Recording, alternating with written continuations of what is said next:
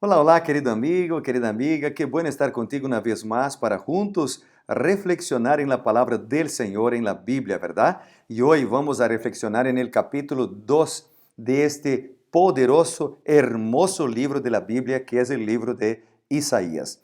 Pero antes vamos a orar. Querido Padre, bondadoso Dios, gracias por la oportunidad que tenemos de estudiar tu palabra. Ahora danos sabiduría, Señor, para comprenderla y practicarla también. En el nombre de Jesús, amén.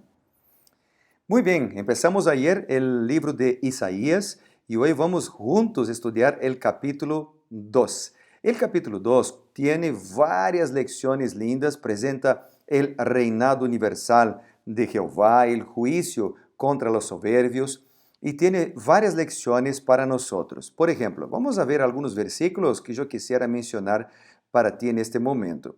El versículo 2 dice: acontecerá que al final de los tiempos será confirmado el monte de la casa de Jehová, como cabeza de los montes, será exaltado sobre los collados, y correrán a él todas las naciones.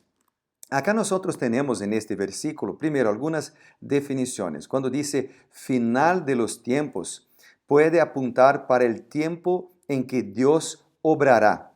También puede presentar acá la esperanza que Dios tiene para cada uno de nosotros de que un día Dios hará juicio y quitará todo el mal, transformando este planeta en una nueva tierra, un nuevo hogar para sus hijos. Más adelante Isaías presenta también esta realidad.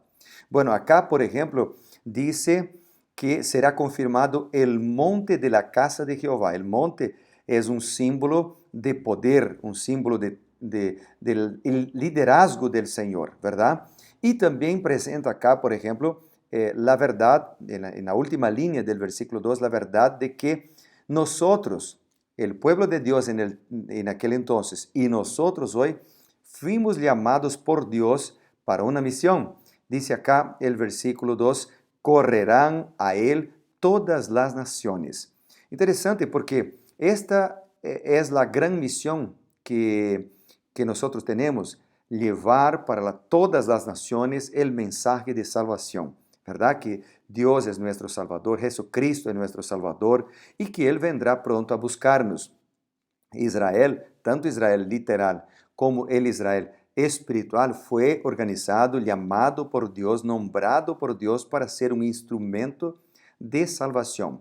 Y tú puedes ser, yo puedo ser un instrumento de salvación en la vida de alguna persona, ¿verdad? Por eso acá en Paraguay nosotros tenemos el eslogan que es Conectados para Salvar.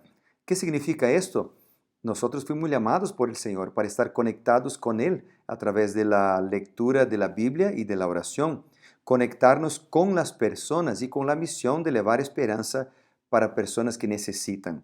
Fuimos llamados por el Señor para ayudar a otros, para bendecir a otros. Y Israel también fue nombrado por Dios para ser una bendición para todas las naciones, ¿verdad? Por eso dice, correrán a Él todas las naciones. Las naciones deberían ver las bendiciones de Dios en el pueblo de Dios y deberían entonces correr para preguntar, ¿qué es esto que está pasando con ustedes? ¿Verdad? Y el pueblo tendría una oportunidad en aquel entonces de hablar de Dios, de su amor, de su bondad y de su poder. Bueno, acá tenemos el versículo 3 que dice, vendrán muchos pueblos.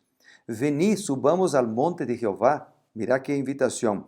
Vamos a la casa de Dios, del Dios de Jacob. Y más dice, Él nos enseñará sus caminos y caminaremos por sus sendas, porque de Sión saldrá la ley y de Jerusalén la palabra de Jehová. Es decir, acá nosotros tenemos una invitación para ir a la casa de Jehová. Pero aún más que esto, tenemos una invitación acá para poner en práctica en nuestra vida las enseñanzas de la palabra de Dios. Cuando dice esto, aquí dice, caminaremos por sus sendas.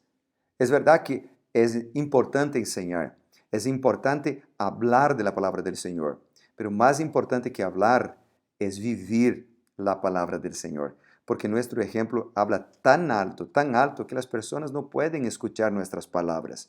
El ejemplo habla mucho más fuerte.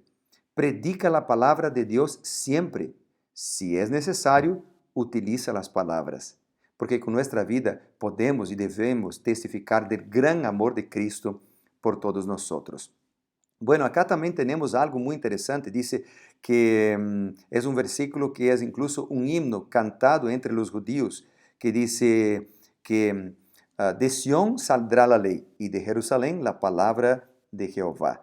Es la importancia, recalca la importancia de la ley de Dios. La ley de Dios no nos salva, pero la ley de Dios sí es importante como un resultado de la salvación. La ley de Dios o los 10 mandamientos es como una reja de protección a todos los hijos de Dios para protegernos de las acechanzas del diablo. Bueno, también encontramos acá en este capítulo, el capítulo 2, el versículo 5, que presenta el Mesías. Dice, vení, casa de Jacob, y caminaremos a la luz de Jehová. Acá en el versículo 3 dice, caminaremos por sus sendas. Yo podría decir que acá es una invitación para caminar en los caminos del Señor. Pero acá en el versículo 5 es una invitación para caminar en pos del Señor, seguir las pisaduras del Señor Jesucristo. La luz es una referencia al Mesías. El propio Nuevo Testamento presenta a Jesús, por ejemplo, como la luz. Por ejemplo, Juan capítulo 1, versículos 4 hasta el versículo 9, dice que en él, en Jesús, estaba la vida, y la vida era la luz de los hombres.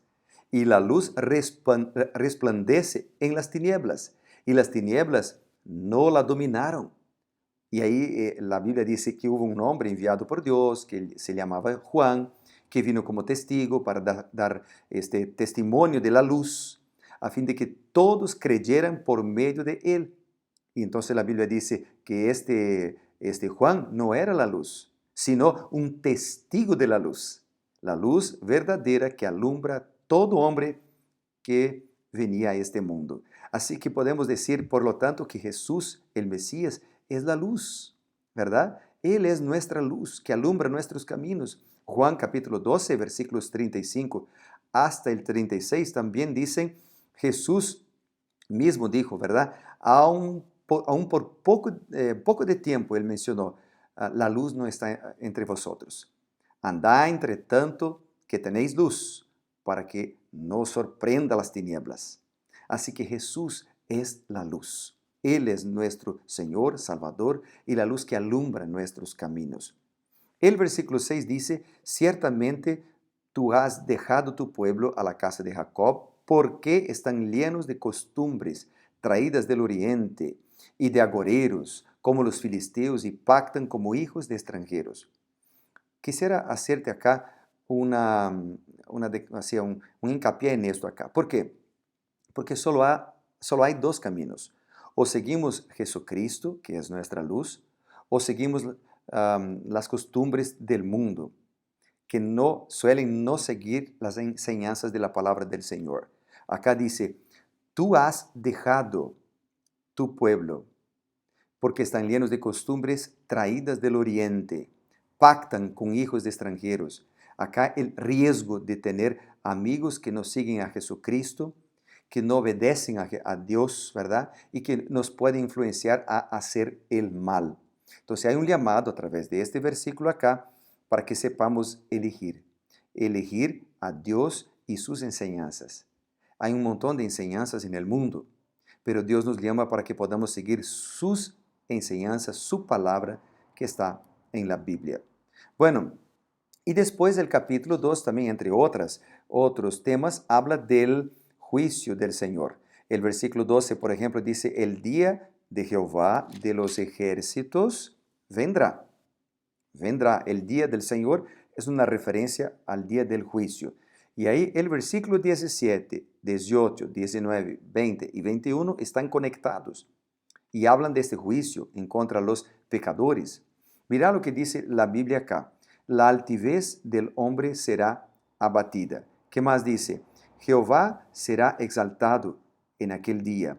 Se meterán los impíos, se meterán en las cavernas de las peñas y en las aperturas de la tierra, a causa de la presencia temible de Jehová, del resplandor de su majestad, cuando Él se levante para castigar la tierra. Aquel día Aquel día, dice, se meterán en las hendiduras de las rocas, en las cavernas de las peñas, a causa de la presencia formidable de Jehová.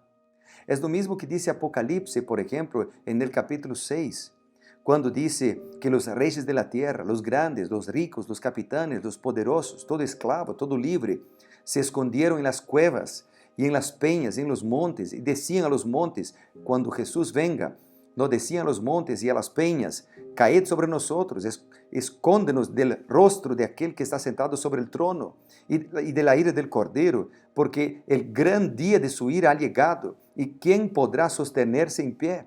Es un pedido, pero querido amigo, ¿quién podrá sostenerse en pie?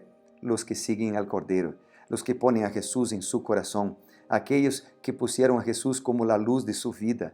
Como dice Isaías 25, versículo 9, en aquel día, los justos que han seguido la luz, que es Jesús, van a decir, he aquí, este es nuestro Dios, le hemos esperado, Él nos salvará. Este es Jehová, a quien hemos esperado, nos gozaremos, nos alegraremos en su salvación. Hoy es el día de tomar la salvación, de seguir la luz. Hoy es el día de tomar la decisión de andar por los caminos del Señor. Te quiero invitar ahora para tomar esta decisión de seguir Jesucristo, nuestro Mesías, andar en su luz, ser fiel, y Él nos transformará.